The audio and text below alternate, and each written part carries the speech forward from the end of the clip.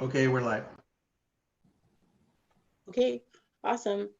Calling this meeting to order at 7:06. Can I get a roll call, Candace? Good evening, everyone. Mr. Ocampo, Ms. Hua, Present. Ms. Nathan, Mr. Murphy, Here. Ms. Cole, Ms. Lahano, Mr. Lee, Here. Mr. Ojapinti, Here. Mrs. Ian Garrett, Present. Mr. Hada, Here. Ms. Salahuddin. I'm here, thank you. All right, Pledge of Allegiance. I can get the flag picture.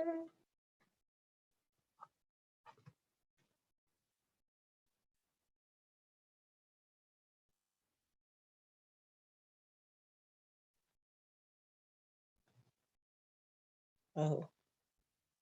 Okay, awesome. All right, I'll lead everyone in roll call. Please stand. I pledge allegiance to the flag of the United States of America and to the republic for which it stands, one nation, under God, indivisible, with liberty and justice for all. Thank you.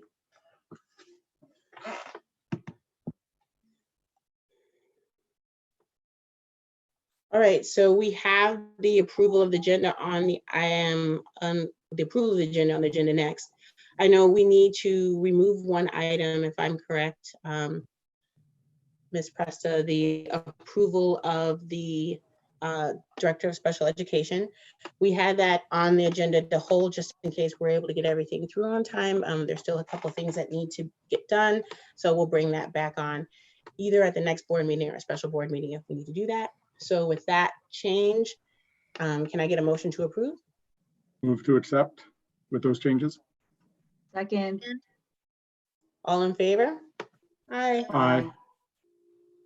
Awesome, thank you. Okay, approval of the minutes. Unless they are in, okay, there you go. Can you say it? Second. All in favor? Aye. Aye.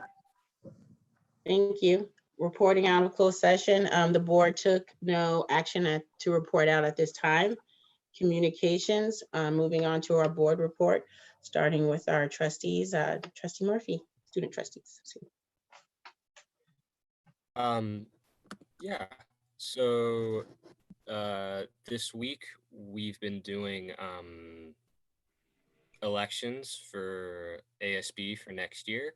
So that was done online through a form that was sent out to all the students. So that those ballots are open this week.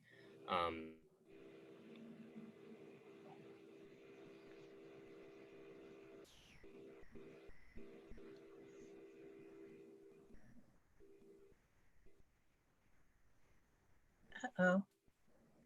Did we lose him? Hear you. That Just repeat what you said. We lost you after elections. Oh, yeah, I was just saying, we're doing our AHL stuff now. We've had the new schedule now since spring break was over, and that's been successful. I've heard a lot of good things from that. Yeah, and everyone's just trying to do their best, not a whole lot to report. Thank you. Trustee Hall? So for Westmore, student government applications they've begun, but we haven't, elections haven't really kicked off yet. I think people are still signing up. For the Student Advisory Council, we released the form to apply, and that's about it. A while ago, we had a virtual Spirit Week, which I think was really successful,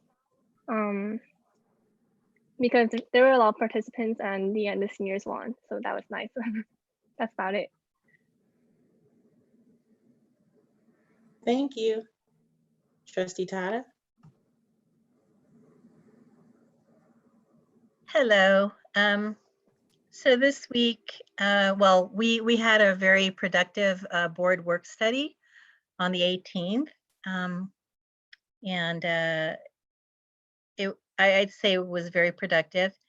And I also attended the executive board meeting of the San Mateo County School Boards Association. It was virtual. It's good to see everybody and hear what's going on in the other districts. And we had our first virtual student advisory council meeting. And it was really good to see the students again and you know, be reminded that they still think about student advisory and how important it is, even during this whole thing, you know. And it is, we're all about student voice, and I'm so glad that they're so committed to finding a new council for next year. Thank you. Thank you, Trustee Garrett. I don't have too much to report. Oh, except that I do want to report out that we are still accepting applications for scholarships for the Betty Schultz Scholarship Fund through the JCPTA, and also Miss Natty Fong's Scholarship Fund as well. So we're extending it to another week. So those of you who are in the PTA, who are members of the PTA and would be interested in getting an application, you can talk to one of us, and Dr. Deloria also has the application too. You can let us know, and we'll be happy to get the application to you to fill out, and encourage everybody to apply.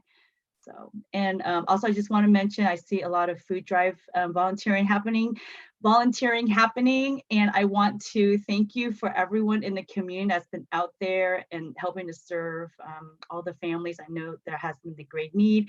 I'm working on trying to get out there myself, at least put in my time for volunteering, which I really want to do. So again, thank you. And I know that Trustee Salahuddin and Trustee Lee, and I've seen some other members here on our Zoom call today that has been volunteering. So thank you all for all you do, especially those who are not on the Zoom call and are out there every week serving families. So thank you very much. Thank you, Trustee Ochipinti. Yeah, not a lot to report. I think things that people have already kind of mentioned. Being on calls with the rest of the county has been interesting.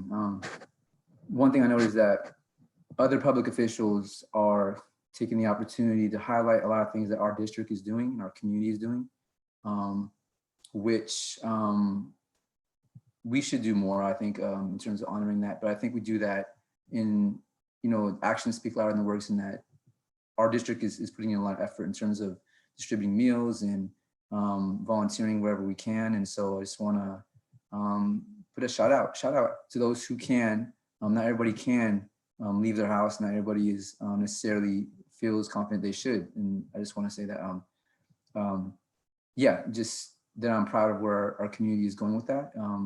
Despite different things that we're seeing in the national news and even internationally in terms of progress during this pandemic, I think that our state is taking the right steps, and a lot of what the state can take credit for is owed to the people in every community who are doing that. And so I just want to just state that and name that. On my part, just learning as a teacher to keep up with new and alternative learning methodologies. Online learning is not new, but it's not old, but it's not new. You know, it's a learning curve for even teachers and educators, and we're seeing that. And so just, you know, even just to message out to our all of our staff and stakeholders and students included, obviously, in community, and parents who are playing a part in that. It's not easy. It is also, though it is a new normal, it is not normal, I think, to combine schoolwork and home in the same building every day, all day, right? So there will be changes, I think, and we're adapting to them, but we'll get back to a different kind of normal, and hopefully sooner than later, of course. But in the meantime, I think we're doing a good job, and everybody keep it up. And yeah, leave it at that. Thank you, Trustee Lee. Yeah, a couple of things. It's been last week we did have the joint articulation with City of Pacifica, PSD, and the water district, just to sort of hear it was good to hear what's going on with those respective agencies and the challenges each are facing, especially the city, with, looking at what are they going to do about the summer programs, which we know are going to be shut down. But, it was kind of good to sort of hear where they're headed with some of this stuff. I mean, nothing's formalized yet, but, it's pretty clear that things are looking grim as far as summer programs go that the Parks and Rec have previously done, since I have a son who actually has been a camp counselor there for the past couple of summers. And they talked about some of the street closures that have occurred with regards to the overpopulation of beaches on the weekends in particular. So it was good to hear. And I've seen the street closures that have occurred. So that's been good. Also been exciting to be joining in on the meetings of the kindness crew, or the student assistance committee, and to listen in, especially to the amazing feedback and ideas of the staff trying to take care of all of our students. The GoFundMe is up to 33,000 and change, and it's remarkable to see, the way our community has stepped forward, the way some of our partners have stepped up to contribute, and it all rolls into the stuff we did with the food distribution on Saturday with Trustee Salhoudin and myself, and many of your smiling faces that are on this particular call. Be out there in the sun. My wife Paige was out there, and it was just gratifying to actually just see every single car that came through. Whether you were registering people, I know registering people all the way down by the movie theater 2 miles away, right? And or in my case, at the corner, at the street light in front of the school, and just simply waving people through and being told, yeah, you can wave them right through the red light. We've got, it's okay. And to just see everybody just willing to do it. And the occasional car that couldn't start because they needed a jump, the battery was dead. But last and not least, seeing President Salhoudin dancing to various songs, putting a smile on the faces of many of those who were coming through, and I too was doing the YMCA out there when that song came on. So it was actually a lot of fun to dance a little bit and to put a smile on the faces of folks who were coming through. And I know many of those folks who are coming through multiple times, couple of times, pretty much every food distribution they go, and it just shows how much need there is in our community, but also the pride I know that I feel with all of us stepping up in amazing different ways to take care of the people who need the help. So thank you to all of you, and go JUHSD. Let's keep this up. Yep. So just a reminder, this Thursday we have our San Mateo County School Board members call with the County Board of Education. And this week it'll be focused on mental health and wellness, and we'll have guest speakers to that. So I'm really excited for that call and to hear what they have to say to help us and guide us in making our decisions in terms of really focusing on the mental health, and how, now that we know that shelter in place is going to be extended, what do we need to do and to make sure that people are safe and well. And I know that, in my apartment complex here, I can hear, because of the walls, that fighting has increased. And I know that a lot of children live in my complex. There's just a lot of stress. So we can't do everything for everyone, but anything that we can do to try to help mitigate that, I'm more than willing to do. I also do want to give a shout out to Ms. Baca and Ms. Presta, who were also out there with us on Saturday. And there was a lot of other administrators and teachers from all over JUHSD, not just our Daly City schools, but from all of our schools all over the district.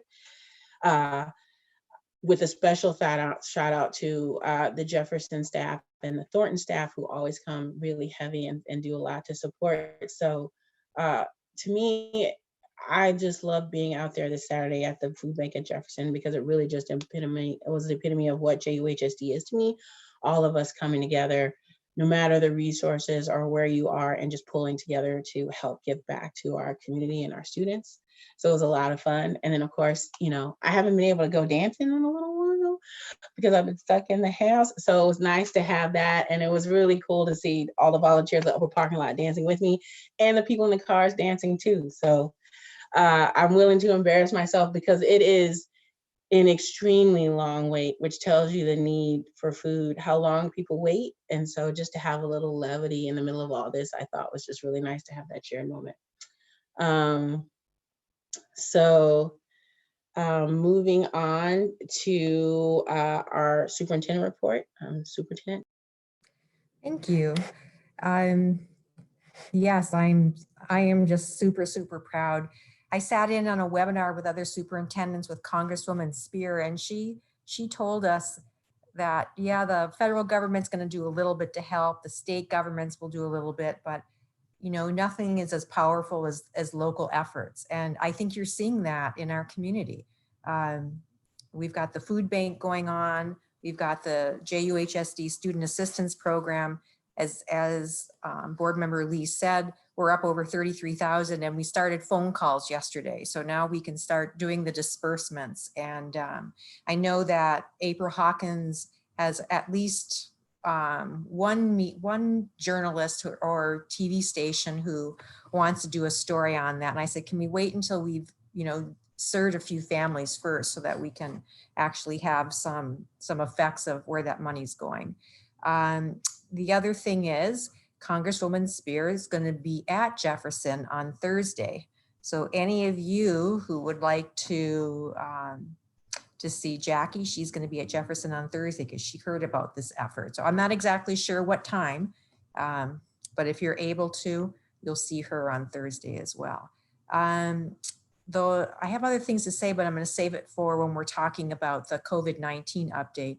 I will say that I have a girlfriend who is helping me make masks, and correct me if I'm wrong, Miss Bell, I think we've given out, is it 160 masks? 160. I've got more made. I had to wait for elastic that came in the mail yesterday. And I think she has a wait list. So these are really nice masks that I'm making them for our employees. They're 100% real dense cotton. So it helps with stuff coming in and going out. There's a wire on it and there's a place to put a filter. So I keep saying if people need them, let Candabel know. And as soon as I have a few minutes, I'll put the elastic. I have another 40 or 50 at home. I just need to put elastic in. So we're all doing what we can. And I'm just really proud of the district. Thank you. Thank you. A report from our union partners, AMT 1481, Monica Casey.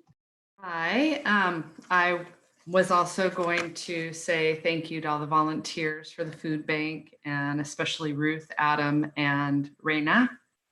A couple of other things that have been happening. We have had nominations for the exec board for 1481 and site reps as well. We're going to do elections if necessary, if there's more than 2 people for each position. Let's see, we've been working, the site reps for the substitutes have been working with Tina and Tony and I to get the substitutes who are not eligible for unemployment some kind of monetary relief, or we're trying to figure something out. So we've been working together with, surveys and just trying to get the data so we can be informed when we offer something. And then this weekend on Friday evening, I will be at the CFT, California Federation of Teachers Division Council. And then all day Saturday, I will be there, and Mike O'Neill, the vice president, will also be doing the CFT committees and state council. So it'll all be Zoom.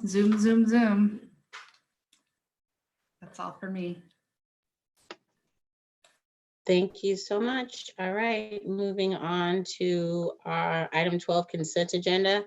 Unless there's any changes to consent, can I get a motion to approve? Motion to approve. Second, All those in favor? aye. Aye. Okay, thank you. Moving on to public comment. Do we have any items for public comment? Or any public comment? Okay, nope. Awesome. Moving on to 14 discussion items. First item 14A is the COVID-19 update. Turning it over to Dr. Gloria. Thank you. I'm going to go last. Ms. Van Raphorst, would you like to give a report out?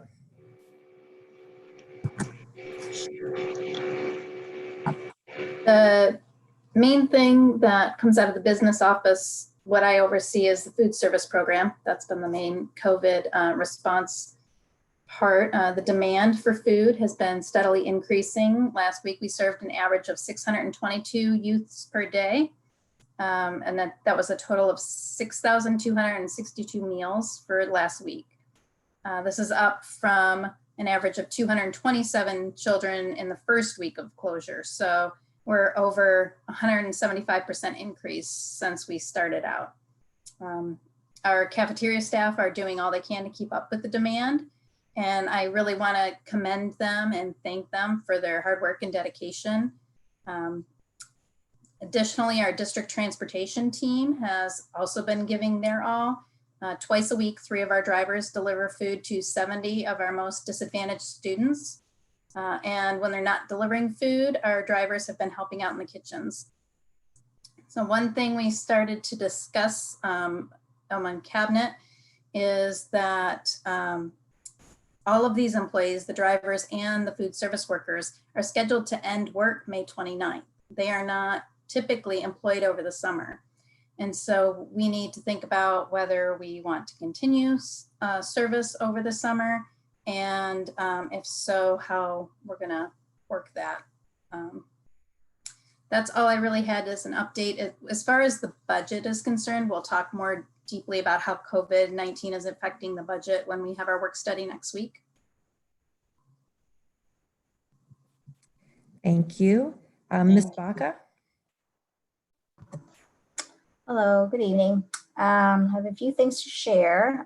First of all, I want to give a shout out to Miss Robinson, who will soon be Dr. Robinson in June. Nice. I know. But she has been facilitating a lot of webinars on our tech tools. So she will be facilitating one this Thursday, tomorrow, at 12 o'clock on how to create screencasts for teachers. And all of this is recorded so that our teachers and whoever wants to watch it can watch it again at their own leisure. Our instructional coaches and TOSAs are also helping with ed tech and supporting our teachers. So they have been instrumental. Huge shout out to them.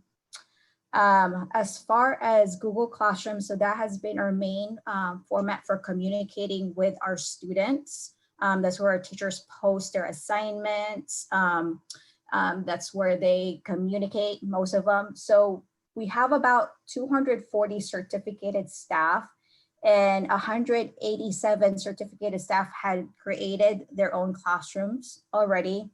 And so right now we have 824 classrooms that is happening district-wide. So that's about 78% of our staff is using Google Classroom, and we need to continue to help support our teachers in using that. As far as devices, we had loaned out 600 Chromebooks for our students. We've loaned out 25 laptops to staff members, 6 hotspots for staff members, and 40 student hotspots. So as far as the outreach, there's 3 phases. The first one was sent by the district office, and we sent out a survey to everybody. So we got maybe about 15 of those students who requested hotspots. We also reached out to the principals and asked them to recommend us students that need hotspots. So we got some from our principals. But about a week ago, we had also made phone calls or phone dialer to our parents in English and in Spanish, letting them know that if they need a hotspot, that they can contact us either via email, or we created a phone number at the district office where they can leave their message and their information. And one of our tech guys or gal would contact them and give them the hotspot. The other thing that we've been working on, or I've been doing, is inviting participants to our return to school committee. So this committee, there's about 52 invited participants right now, will help us plan for what school will look like the following year, given that we may be in and out of on-site or online learning. And so there's a lot to plan. And Ms. Casey and I are working to make sure that each position is represented, and also the school site. So what's going to happen is we have a big group, and during our big Zoom group meeting, we will also have a chance for school sites to plan themselves, and they can also create a subcommittee if they want to at the school site level. So our first meeting is scheduled on May 6th from 2 to 3 p.m. And thank you, Mr. Murphy. Mr. Murphy also, volunteered as one of our participants, so thank you. And lastly, our EL team is hosting a webinar for English learner parents and guardians on April 29th at 1 p.m. and 5 p.m. There are translators available, and they'll be talking about at-home learning, summer school support, and any resources for parents. So we will probably have a series of meetings for our English learner parents. And that's about it. Thank you, Ms. Baca. Ms. Presta? My update is really brief. The HR department really has just, our response to COVID-19 has been doing our work remotely. So my thanks to the staff in my department, because we had already this past year shifted a lot of our practices online, onboarding online and that kind of thing, just for efficiency. So that's been really good. And aside from that, we've been recruiting and interviewing on Zoom and just doing a lot of stuff via the phone and Zoom calls. So that's really how it's affected our department. It's business as usual, but it just takes longer. But it's been working. So that's it for me. Thank you. So I have a couple of things. Let me just build on the return to school committee. So I charged Corrine with this task, working with Ms. Casey.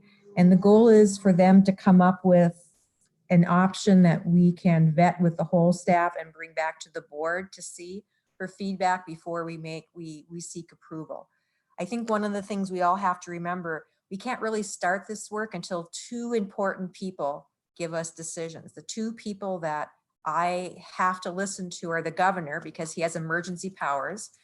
And so in a previous address, he listed 6 parameters, 3 of which were really important to schools.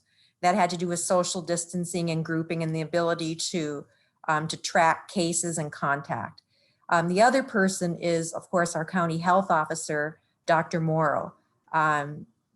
He is the one who writes the orders. So we need those. In the meantime, we're going to go ahead and train this committee around the kinds of parameters we want them to be thinking about, equity, of course, being one of them. And speaking of the health officer, I am expecting, we should be expecting a new order or a revised order. What happens is it leaks out there first and then the order comes out. So I'm expecting at least one order tomorrow that's going to extend the shelter in place for the month of May. And I think what's difficult for superintendents, probably board members too, is on one hand, the county is going to extend the shelter in place, but then we had a comment from the governor today that schools could be open as soon as July.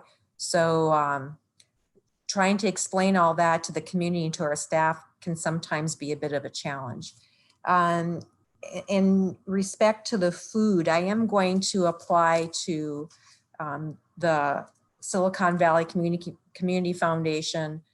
They do have grants, about $800,000 for San Mateo County districts. So I am going to ask for food assistance there. I'd like to hear from the board, but it would be my recommendation that we continue food service to our students.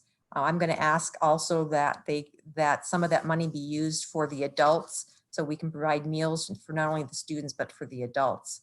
So I'll let you know about that. We might not hear for a while. Let's see.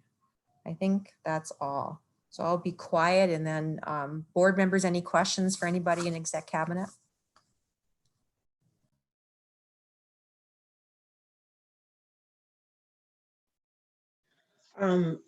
So I know we're going to talk about this more, Tina, about the impact of the food distribution and the budget.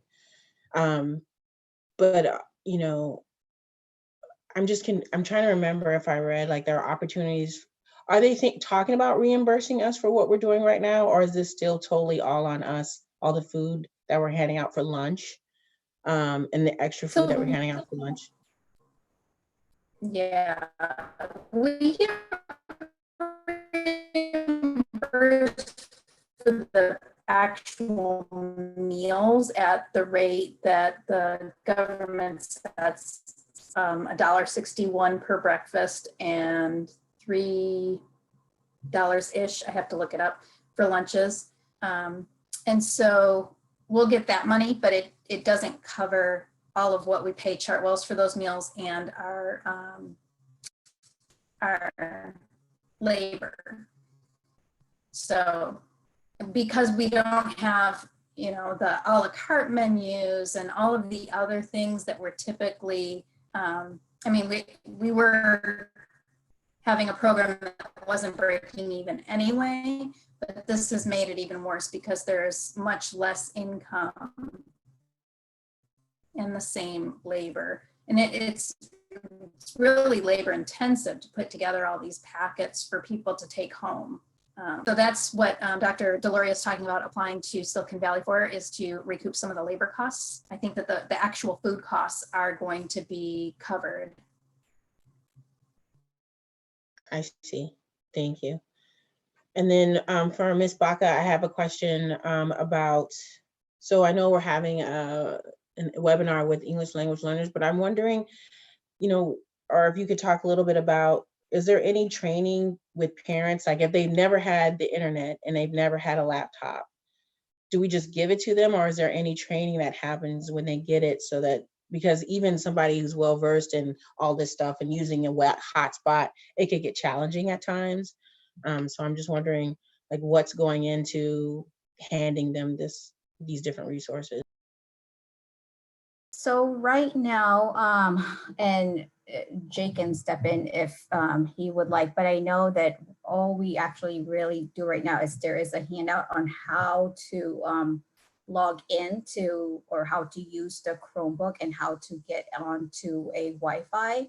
And there's also a phone number attached to that piece of paper for them to contact if there's any help. And I believe it's also translated, but as far as actually showing them, you know, how, I don't think that we have done that just yet, but it's something that we can explore. Great, can I step in just real quick? Yes. So we did create a handout for each Chromebook in English and Spanish that explains how to connect to their home Wi-Fi and then the basics of using the device. And then with the hotspots, we also created kind of a user guide, and the hotspots came with a quick start guide in it to help them get connected. And our help desk is also open to students and staff to get help if they need it getting connected.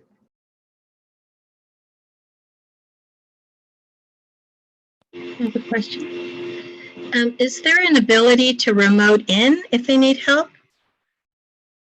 Corinne and I are working on getting our technicians something called Log Me In, which would allow them to securely connect to somebody's home device, whether it's a Chromebook or PC. We really didn't have that ability, and I've been getting a lot of gripes from our technicians that, you know, all the tools we have only work inside of our network. So we do have that in the works, and I expect to have that in place hopefully later this week. Awesome. Thank you. Those are good questions, because as you heard Ms. Baca say, we have to be prepared next year to overnight go from at school to possibly at home learning. And the more research our county committee on return to school, I sit on that committee, the more research we do, the more we think that we should have an aspect of distance learning, even in the at school portion, so that we can continue to improve our skills with distance learning. And we may need to do something blended like that just to keep our student groupings and student distancing in place. Oh, great questions.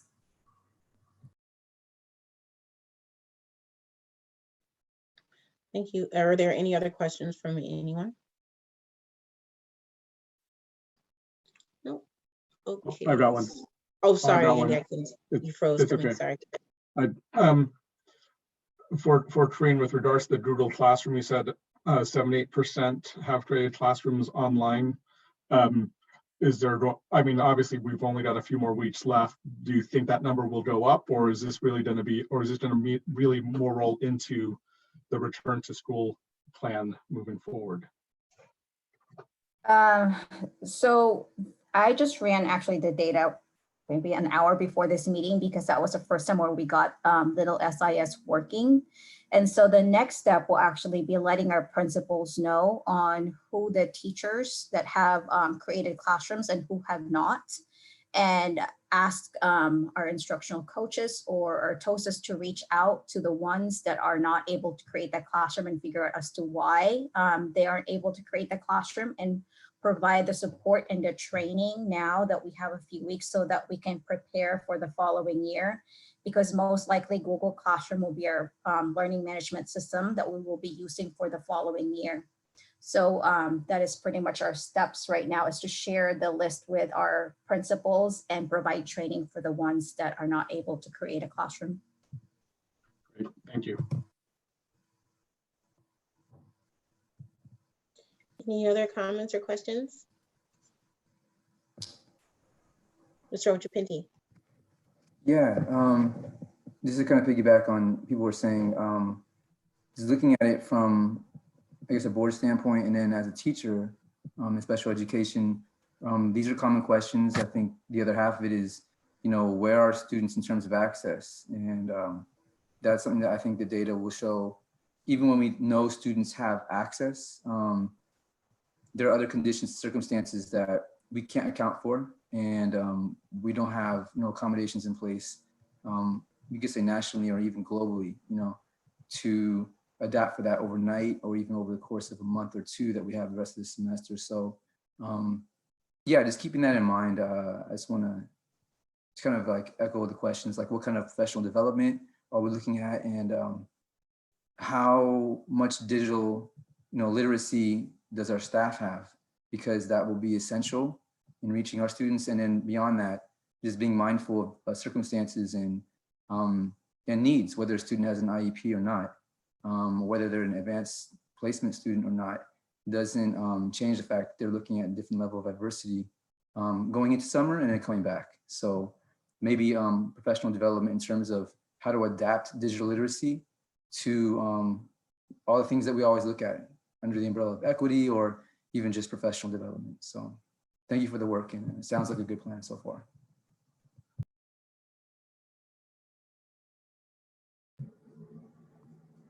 Okay, thank you. Can I add something Yes. to what he was saying? Yes, please. So I think one of the things that it's too bad we didn't have SIS working sooner, but I think one of the things that happened when it was official that we were going to do remote learning or distance learning through the end of the year, there were a number of teachers who just dove right in.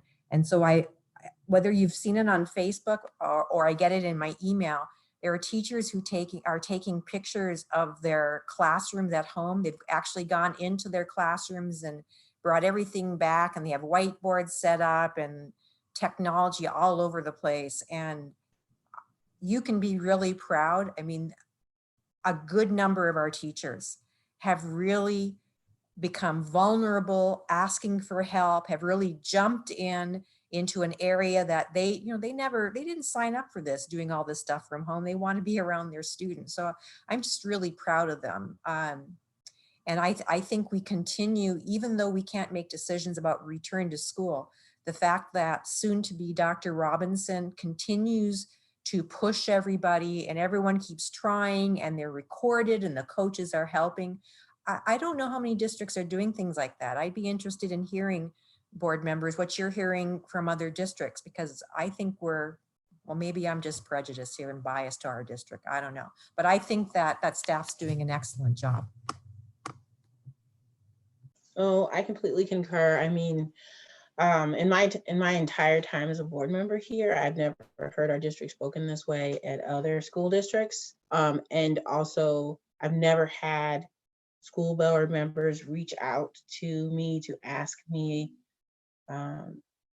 to talk more about this thing that we're doing, or this thing or that thing that we're doing in response to the crisis. These are all new things. And so, I mean, I think that this, unfortunately, this situation is happening, but one of the positives that's come out of it is really highlighting to the other districts in the county who we really are, and who our teachers and staff and administrators really are, and the value that we bring to the county as educational leaders. So I've been really thrilled at the response to what we've been doing in other districts.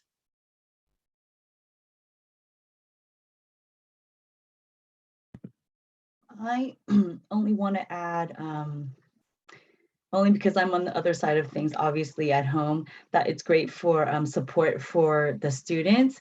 But as a parent, it would be great to have some support too, as to have advice on how to better do at-home learning with your students.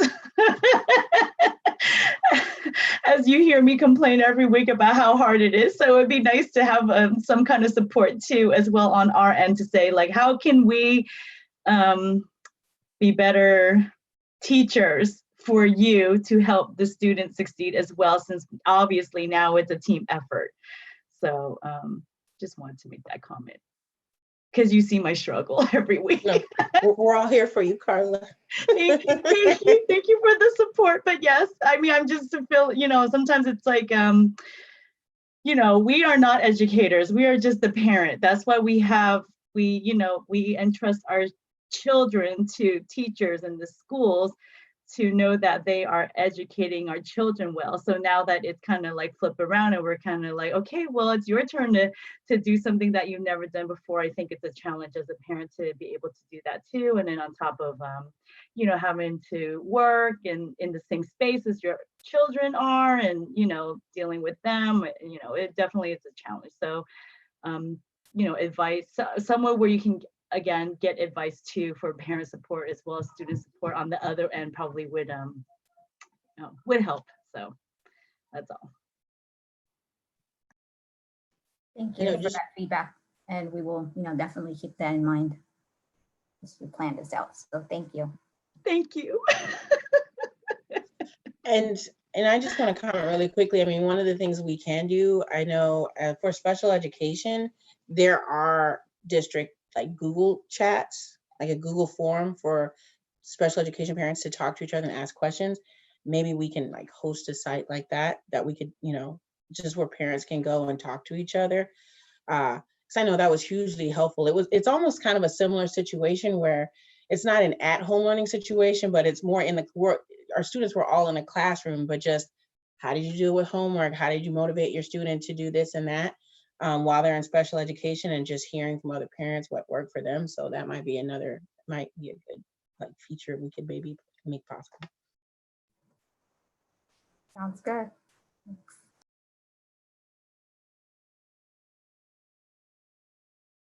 All right, so I think unless anybody else says anything else, thank you guys so much for the update. This was really helpful for me, so thank you. Moving on to item 15A, resolution number 2029-2020/16, Governing Board Objection Union High School District relative to reduction of hours of certain classified services. Ms. Presta. Or Ms. Van Rapport. It was under Human Resources, so. It was, I'm sorry, I was having a hard time juggling. I don't have the agenda up in front of me, but I will speak to it. And if Ms. Van Rapport wants to say anything else, please jump in. So essentially, because the food program has been losing money this year, we're going to go out and we're looking for a new vendor, et cetera. But we hired a lot of additional staff because Chartwell's had recommended that we hire that additional staff. So we've had to take a look at the whole program, and we are unfortunately having to reduce staff. We are doing this though, rather than reducing people at 100%, we were able to reduce many people by a few hours. And Ms. Van Raphorst and Christy, the food service director, have really did all of the work talking with the people. And so I thank them for that. But unfortunately, at this point, we are going to need to reduce the food service staff.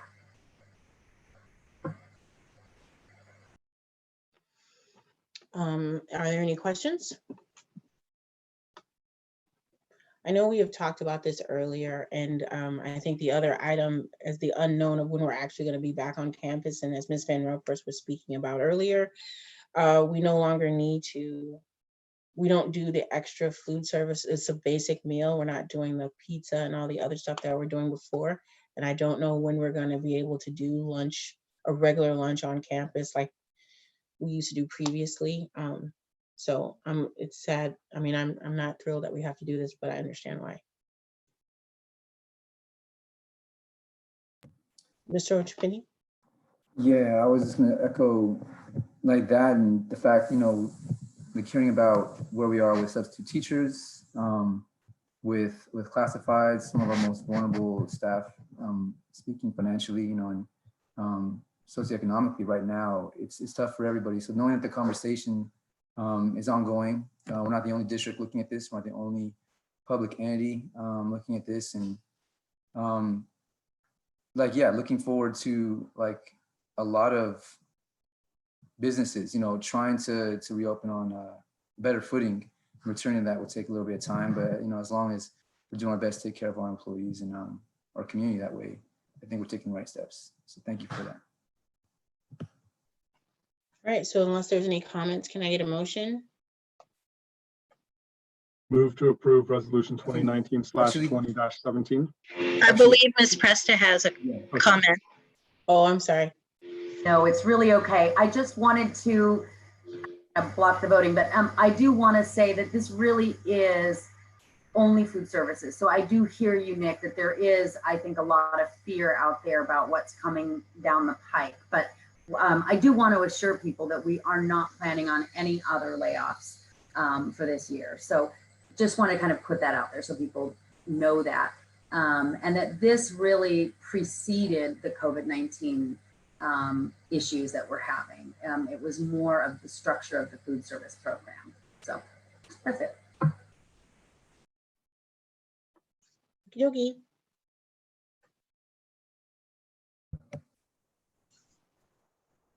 I think the motion's already up there. Yeah, did somebody make a second? Second. All those in favor? Aye. Aye. Thank you. Moving on to our next item, resolution number 2019/20-17, designation of applicants agent for non-state agencies. Ms. Van Raphorst. Thank you. So I'm recommending that the board approve this resolution tonight, designating those that will be authorized to execute a FEMA application. We don't know what funds, if any, that we might qualify for, but having this in place will put us in a position to apply. Thank you. Unless there's any comments, can I get a resolution to approve? I mean, sorry, a motion to approve. Motion to So moved. Nick doing a second?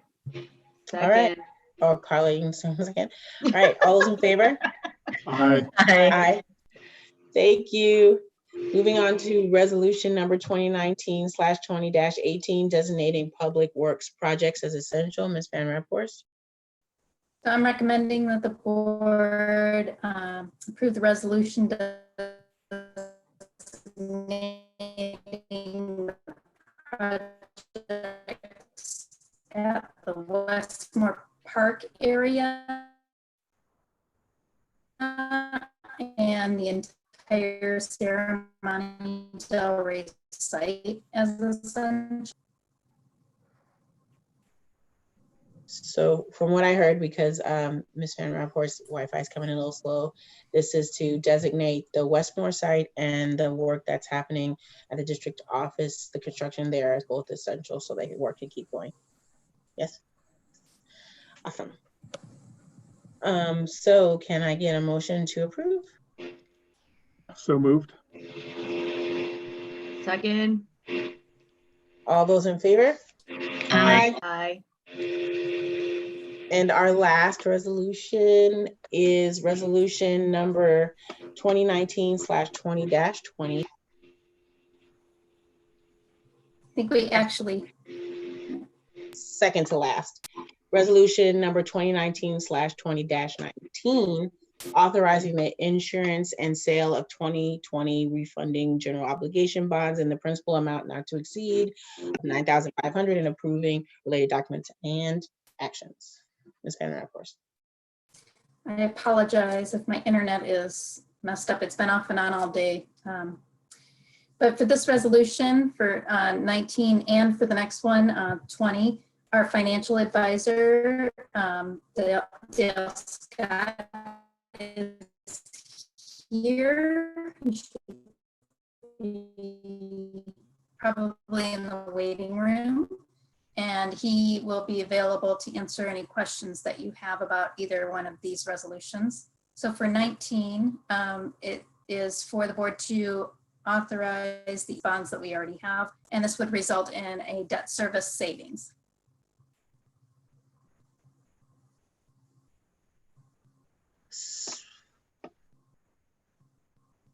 Do we lose Tina?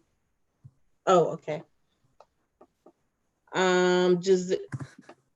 Is there any questions on this resolution or the next resolution for either Tina or Mr. Scott, who I see has joined the meeting?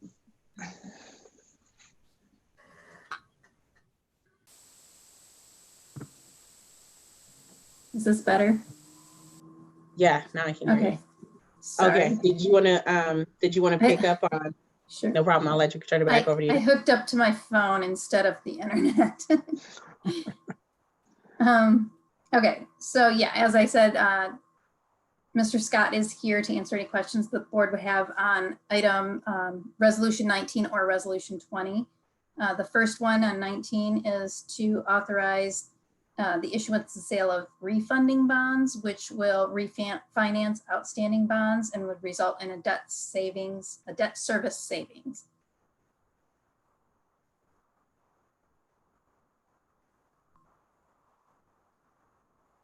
Savings Got is it. good. I always like giving millions of money back to the community anytime we can of any amount. So 9.5 million is nice. Unless there's any questions, and motion to approve. Move to approve 2019/20-19. Second. All those in favor? Aye. Aye. Okay. And then moving on to resolution number 2019/20-20, authorizing the insurance and sale of our general obligation bonds from this past election. Ms. Van Rapport. Thank you. And so all of that is in the title. This is a resolution to issue bonds not to exceed $21 million for the continuation of our construction projects. Nope.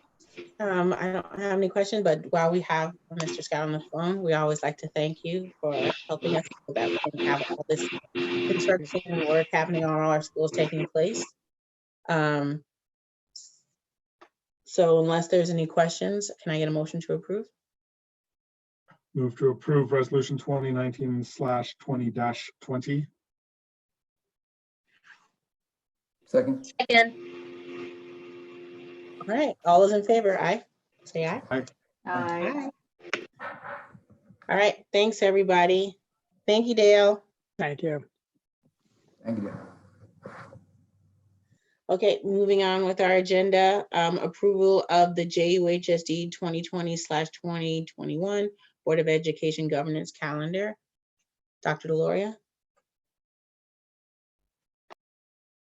So Ms. Bell followed our pattern for last year. So we would like your feedback and approval of this so we can get it posted and start planning for, I can't believe I'm.